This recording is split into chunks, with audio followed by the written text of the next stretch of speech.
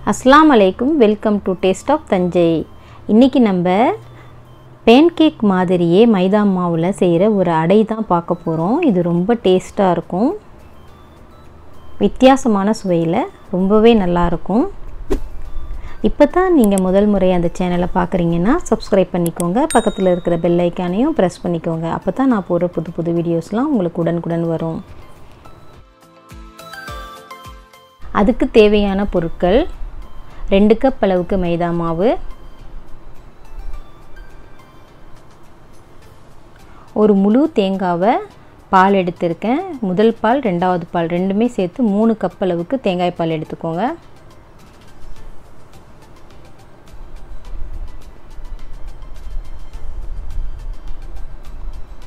சீனி வந்து 1 கப் அளவுக்கு எடுத்துக்கோங்க அதுதான் கரெக்ட்டான அளவா இருக்கும் 2 முட்டை 1/4 டீஸ்பூன் உப்பு 1/4 டீஸ்பூன்லயும் பாதி அளவுக்கு சோடா உப்பு இந்த அடை சுடுறதுக்கு வந்து நெய் தான் யூஸ் பண்ணனும் நெய்யும் கொஞ்சம் அதிலே எண்ணெயும் சேர்த்து வச்சுக்கணும் 2 முட்டையும் உடைச்சி இந்த மாதிரி நல்லா பீட் பண்ணிக்கலாம்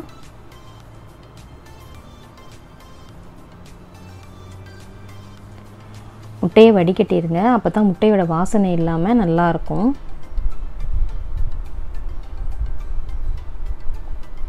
முட்டையிலேயே உப்பு தேங்காய் பால் 2 கப்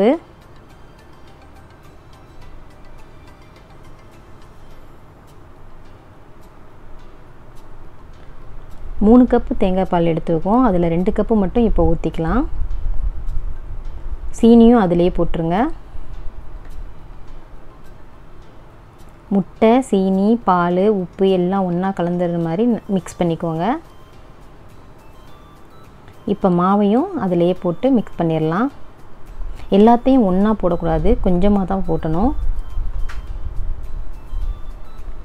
mix பண்ணி எல்லா மாவையும் போட்டுருங்க திக்கா தான் இருக்கு தன் பால் பத்தல மிச்சம் இருக்கிற 1 கப் பாலையும் அதிலே ஊத்திரலாம்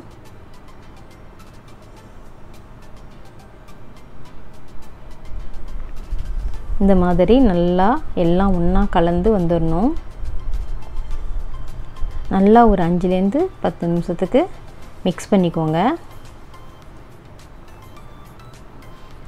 மாவு எதுமே கட்டியா இது இல்லாம நல்லா ஸ்மூத் பேஸ்டா mix பண்ணிரணும் இப்போ கரெக்ட்டா இருக்கு மூடி வச்சிரலாம் ஒரு 8 ல இருந்து 10 மணி நேரத்துக்கு மூடி வச்சிரணும் இப்போ 10 மணி நேரம் ஆயிடுச்சு நல்லா மாவு உப்பி ஹோலா நல்லா பபிளா வந்திருக்கு இப்படி தான் இருக்கணும் இப்ப கரண்டி வச்சு mix பண்ணிக்கலாம்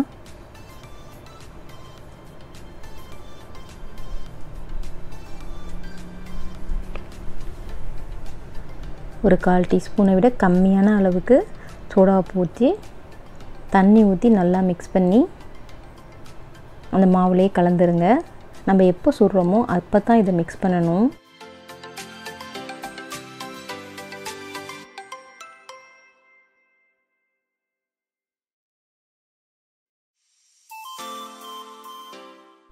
பாதி சுட்டுட்டு பாதி கூட நம்ம ஃப்ரிட்ஜ்ல வச்சிட்டு எப்ப தேவைப்படுதோ அப்ப யூஸ் பண்ணிக்கலாம்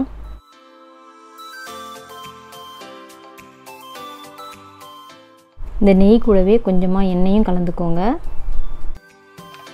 அடுப்பை மீடியம்ல இருந்து ரொம்ப லோ ஃப்ளேமாவே வெச்சுக்கோங்க ரொம்ப வேகமா எரிய கூடாது ஏன்னா சீனி போட்டுக்கிறதுனால சீக்கிரமே செவந்துரும்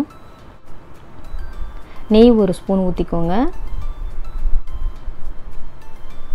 நல்லா சூடு வந்துருச்சு அடுப்பு மிதமான தீயில தான் இருக்கணும்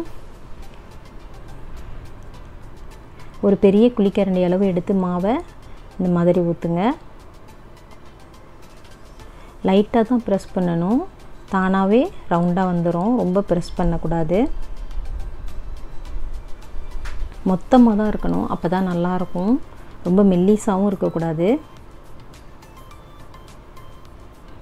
நெய் 1 ஸ்பூன் மேல ஊத்தி மூடி வச்சிருங்க இப்போ செவந்திருச்சு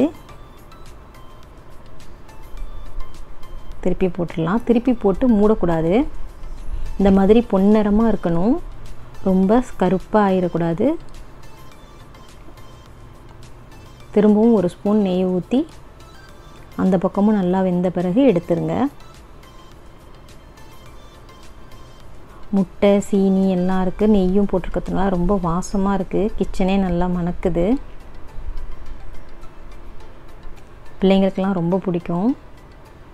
இது பெருநாள் டைமில் பராட்டா, முர்த்தபா, இடியப்பம் அதெல்லாம் செய்யும்போது இந்த அடையும் செய்வோம். ரொம்ப நல்லாயிருக்கும். கெஸ்ட்லாம் வந்தாலும் இது ஸ்பெஷலாக செஞ்சு வைப்பாங்க. திரும்பவும் இன்னொன்று சுட்டு காமிக்கிறேன். நெய் ஊற்றிக்கோங்க. உங்களுக்கு பேன் கேக் மாதிரி சின்னதாக வேணும்னா சின்னதாக ஒரு சின்ன குழிக்கரண்டி அளவுக்கு கூட ஊற்றி சின்னதாக சுடலாம். ஆனால் இது வந்து ட்ரெடிஷ்னலாக பெருசாக தான் சுடுவாங்க, மொத்தமாகவும் சுடுவாங்க. அப்போ தான் ரொம்பவே சாஃப்டாக ஸ்பாஞ்சியாக ரொம்ப நல்லாயிருக்கும். மேலே ஒரு ஸ்பூன் நெய் ஊற்றி மூடி வச்சுருங்க. சீனி போட்டிருக்கிறதுனால சீக்கிரமே செவந்துடும். அதனால் ரொம்ப நேரம் வச்சிடக்கூடாது. கவனமாக பார்த்து எடுத்துடணும். பொன்னிறமாக இருந்தால் தான் அது நல்லாயிருக்கும் டேஸ்ட்டு.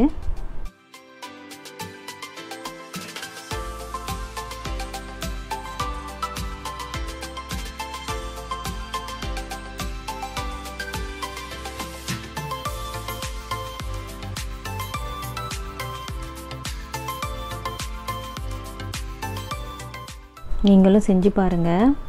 ரொம்ப நல்லாயிருக்கும். எல்லாருக்குமே ரொம்ப பிடிக்கும்.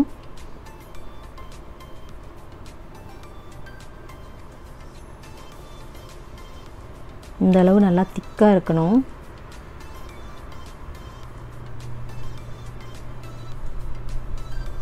அவ்வளோதான்.